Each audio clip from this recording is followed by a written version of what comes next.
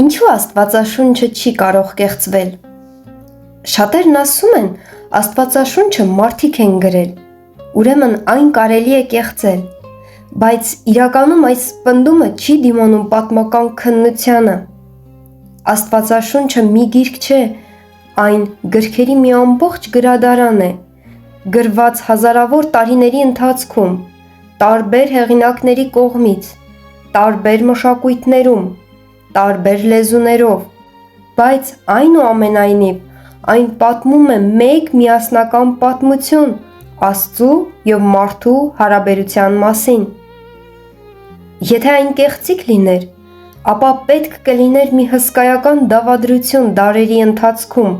տասնյակ հեղինակների մասնակցությամբ, բայց պատմությունն այլ բան է ցույց տալիս։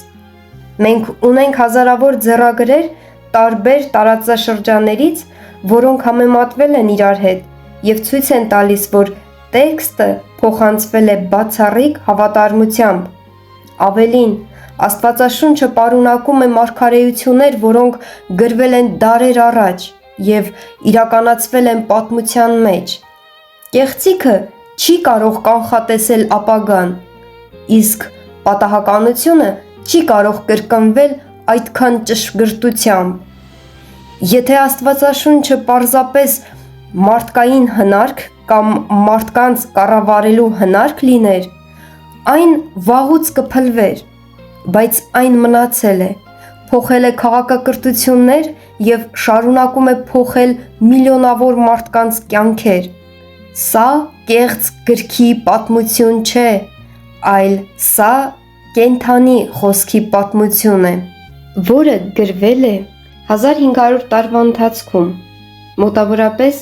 մեր թվարկությունից առաջ 14-րդ դարից մինչև մեր թվարկության 2-րդ դարը։ Գիրքը գրել են 40 տարբեր հեղինակներ։ Հետաքրքիր է նրանով, որ նրանք գրել են տարբեր ժամանակներում, բայց գրքում չկա հակասություններ։ Սա վկայում է նրա մասին, որ Աստված ուղղորդել է նրանց, և նրանք մեկը մյուսին լրացնելով գրել են։ Աստվածաշունչը գրվել է 3 լեզուներով՝ եբրայերեն, արամերեն և հունարեն։ Գիրքը բաղկացած է 66 գրքերից, 39 հին ուղտ, 27-ը նոր ուղտ։ Մեր թվարկությունից առաջ 280 թվականին եբրայերենից ու արամերենից թարգմանվել են հունարենի և կոչվել է Սեպտուագինտա, հունարեն նշանակում է 70։ Ինչու 70, որովհետև դա կոչվում է 70-ի թարգմանություն։ Ասում են, որ 70 հոգի տարբեր թարգմանիչներ իրարից առանձին վերցրել են հին ուղտը ու թարգմանել են հունարենի և հետո հանդիպել են ու համեմատել են իրար հետ ու տեսել են, որ տարբերություն չկա։ Մենք այսօր ունենք այդ Սեպտուագինտայից պահպանված թարգմանության օրինակ, որը ցույց է տալիս, որ Աստվածաշունչը հեքիաթ չէ։ Մեր թվարկության 382 թվականին Երոնիմ Ստրիգոնսկին Աստվածաշունչը թարգմանել է հունարենից լատիներենի և կոչվել է Վուլգատա։ Հաջորդը հայկական թարգմանությունն է, որը կոչվում է Աստվածաշունչ մատյան, Մեսրոպ Մաշտոցի կողմից 430-ական թվականներին հունական թարգմանությունից՝ Սեպտուագինտայից։ Դե իհարկե սա հին կտակարանի մասին էր։ Միգուցե ոմանք ունենան գրքեր, որոնք կազմված են 75 տարաբնույթ գրքերից, որոնցից 66-ն է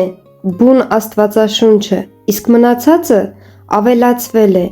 Այն Աստծու կողմից ներշնչված չէ, բայց խորհուրդներով հարուստ գրքեր են։ Դրանք կոչվում են երկրորդականոն գրքեր։ Աստվածաշունչը անհատնում, այսինքն անսպառ գանձ է։ Այն պարզապես ուսումնասիրելու գիրք չէ, այն գիրք է, որ ուսումնասիրում է քեզ։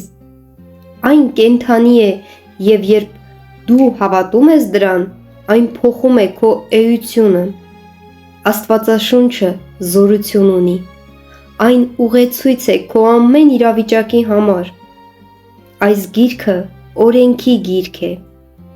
Հեսու 1:8 գրված է. այս օրենքի գիրքը քո բերանից չհեռացնես, այլ գիշեր ու ցերեկ նրա վրա մտածես, որ պահես ու կատարես բոլոր նրա միջի գրվածի պես, որովհետև այն ժամանակ ճանապարհները հաջողակ կանես եւ այն ժամանակ խելամուտ կլինես։ Բ Տիմոթեոսի 3:16-ում գրված է. ամբողջ գիրքն Աստվածաշունչ է եւ օգտակար ուսուցանելու, հանդիմանելու, ուղղելու եւ արդարության մեջ խրատելու համար, որպիսի Աստծու մարդը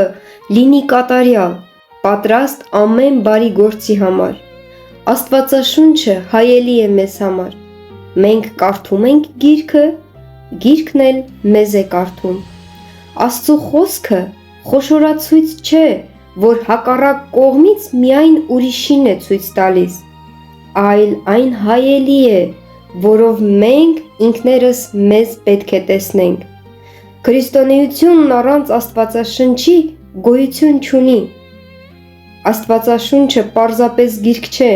այն ամենաթանկն է, ինչ որ մենք ունենք այս երկրի վրա, քանի որ այն ամեն կերպ ուսուցանում է, որ մեր անունները գրվեն կյանքի գրքի մեջ։ Աստծու խոսքը իր հետ գրկախառնությունն է գրավոր ձևով։